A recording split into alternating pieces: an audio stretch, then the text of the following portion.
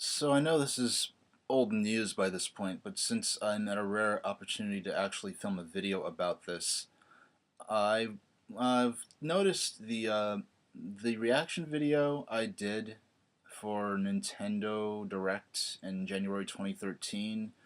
Yeah, probably the most negatively reviewed video I ever got. Probably one of the few videos I've ever done where I have more negative votes than positive votes, and a lot of negative comments and people sending me angry PMs and stuff. First off, I'm gonna just whenever I'm gonna review something, I'm gonna be honest about it. I'm not going to make a video just to praise Nintendo. If and secondly, I didn't dislike that Nintendo Direct, and mind you, it probably didn't help that I was tired at the time, and probably should have waited to film the video, but I knew like if I didn't film it then, I just wouldn't film it at all. But the thing is, that Nintendo Direct, that was probably some of the biggest news, the biggest release of Nintendo news we've ever got outside of Game Developer Conference or E3 itself, or possibly Tokyo Game Show. Outside of Tokyo Game Show, E3, and GDC, it's probably the biggest release of Nintendo news we ever got. I mean, but that being said, the reason I did not give it I didn't go goo goo gaga over it and give it wonderful feedback necessarily. Uh, it was good for me to hear, but I know that I'm someone who's going to eventually probably end up owning a Wii. I was thinking of that Nintendo Direct and the news coming out of it in the context of getting more early adopters on board. I would say early adopters like between now and E3. That Nintendo Direct, I don't think is going to get a meaningful number of people to hurry up and buy a Wii U, than who wouldn't have already been very highly likely to do so anyway. And the thing is, getting people on board as soon as possible matters. I mean, it's possible, according to some rumors, that Beyond Good and Evil 2 was being developed for Wii U and was canceled because not enough people bought the system yet. Uh, when developers are making their plans based on how many people are buying the system early on, it's important getting as many people on early on as possible. And what Nintendo came out with, well, first off, when you have to sort of apologize for not having games, that's not operating from a position of strength. And I know it's part of sort of par for the course. It's what could somewhat be reasonably expected buying a Wii U at launch day, that they'd be a little gap where there are not a lot of Nintendo published games coming out.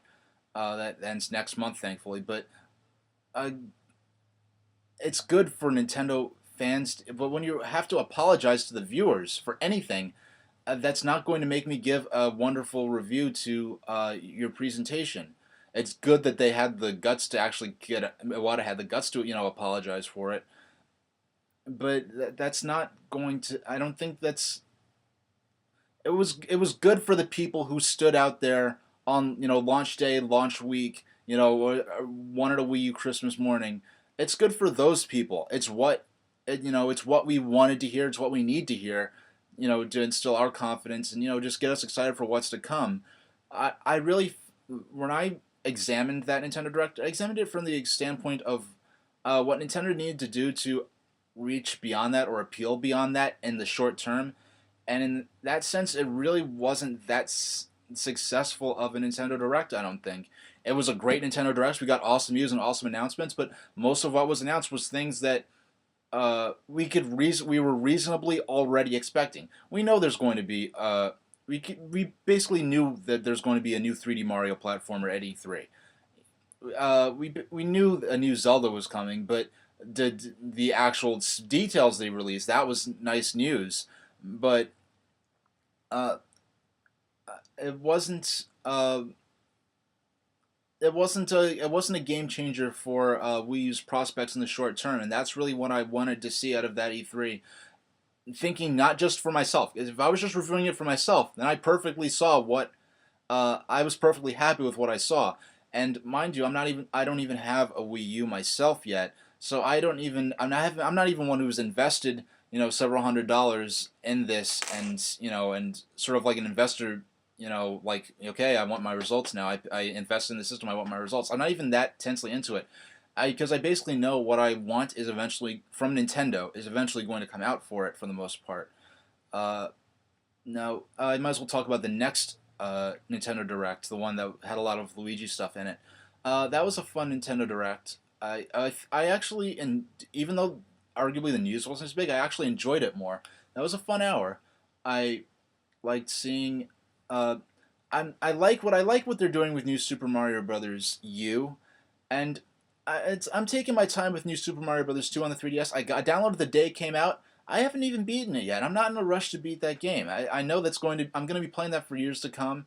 I'm not, and I don't really expect there's going to be another full fledged new Mario Brothers title, side scrolling Mario on the 3DS. So I'm not in a rush to burn through that.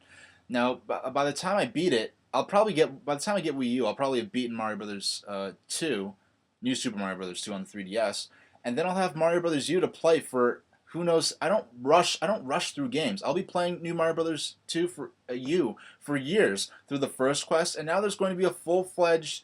In addition to the DLC they had for the challenge modes, there's going to be a full sort of self-inclusive DLC sequel starring Luigi, sort of built into New Super Mario Brothers U, and that's what I want to see. That's what I was hoping Nintendo would do with New Mario Brothers U, where New Mario Brothers U sort of became its sort of own platform for, we sort of have this sort of evergreen sort of throwback side-scrolling Mario series, fairly conservative, but throwing new loops, new spins on the side-scrolling Mario experience. New obstacles, new enemies.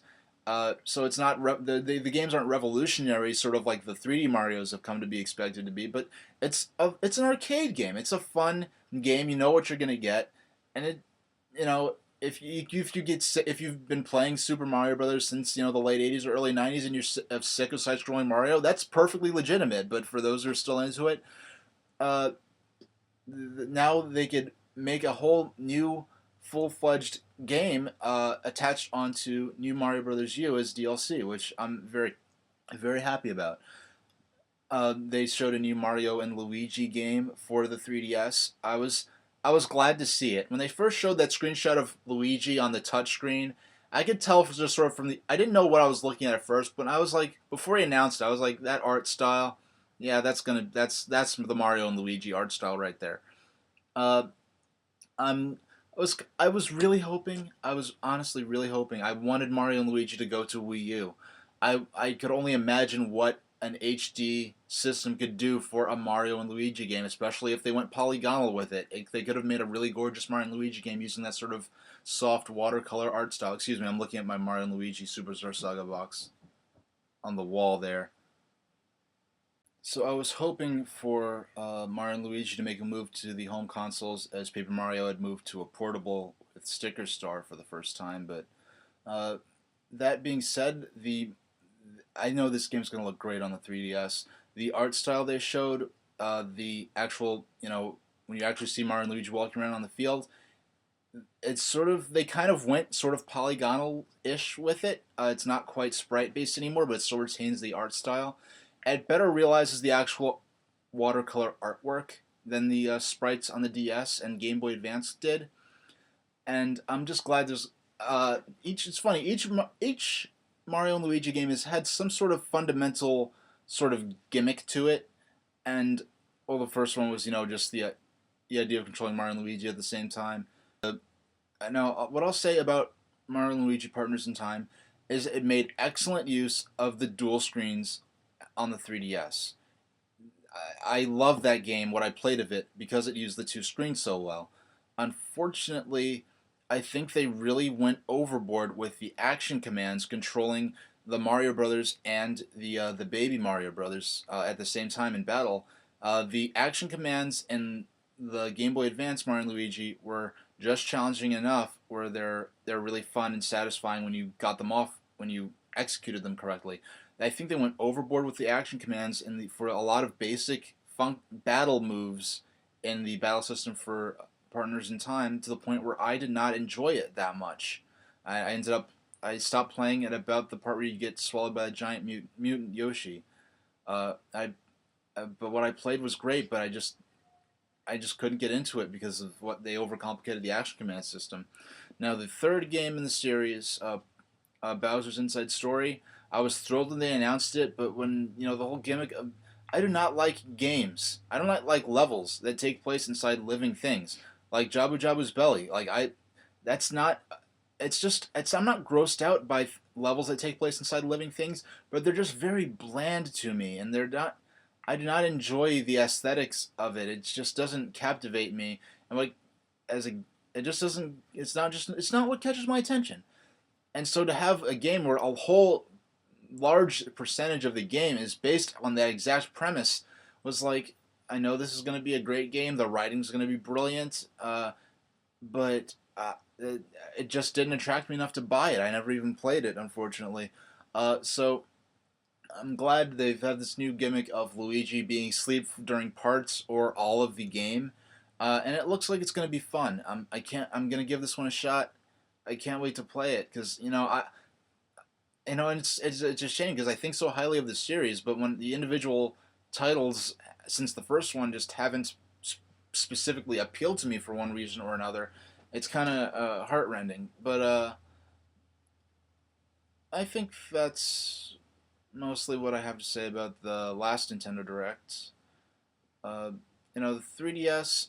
Oh, they announced some new 3DS games. Legend of the River King. For Game Boy Color is going to be coming to the 3DS Virtual Console. Now it's funny because I remember I first learned about this game. I saw an ad for it in like EGM2. Back now that goes way back. I saw an ad for an EGM2 years and years ago, and I was like, oh, that looks like fun because it was either I think it was like right after I was into it was like right when I was into Pokemon, and I actually did get into Pokemon like based on the game itself rather than the craze surrounding it. So I was like, that looks like a fun sort of RPG, and I never. It's funny because I'd see games, I'd be interested in them, but I never ask for them. I never asked my parents for them, so I just never often get a lot of games that looked interesting to me back then. And so it's was something I was thinking about hunting out on Game Boy Pocket if I ever had the money, which I never do. But so to see it on the Game Boy, on the Virtual Console is going to be cool. I'm probably going to download it for sure. Uh, I wish it's funny because when a Game Boy and Game Boy Color, uh, I wish the Game Boy Black and White version was an option, because I think Legend of the River King. I remember it being a Game Boy game and not a Game Boy Color game. Maybe I'm wrong on this, or maybe there was a Game Boy Color version released later, or maybe it was just one of those Game Boy Color games that was compatible with the original Game Boy.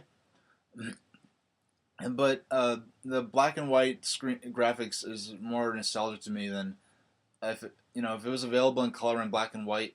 I'd always get the Game Boy version in black and white. The sole exception being Pac-Man, because I had the misfortune of growing up with the Game Boy version of Pac-Man, and it's ridiculous. They put the black and white Game Boy version of Pac-Man where you only see a quarter of the screen at once, or you could zoom it out and it would like make the screen like microscopic with really bad graphics to see the whole maze at once. But yeah, you can't see the colors of the ghost. You can only see a quarter of the maze. It was like just wasn't a good version of Pac-Man. It was better than the Atari 2600 version. That's the best thing I could say about the Game Boy version of Pac-Man. And they put that on the Virtual Console a few months ago, and I'm like, why? Just put the NES version on the 3DS Virtual Console. And a month or two ago they did, and a few weeks ago I finally got to downloading it. It's just Pac-Man is just one of those games like I'll just you know it's one of those perfect sort of time waster games where I know I only have 2 minutes to play. My phone's ringing. Hello.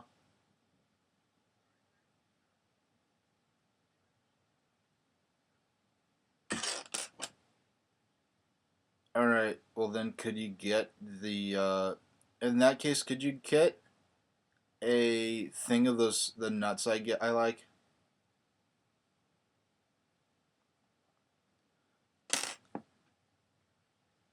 Uh, you can get that. But if I didn't know you're at ShopRite, so since you're at ShopRite, could you get the nuts too?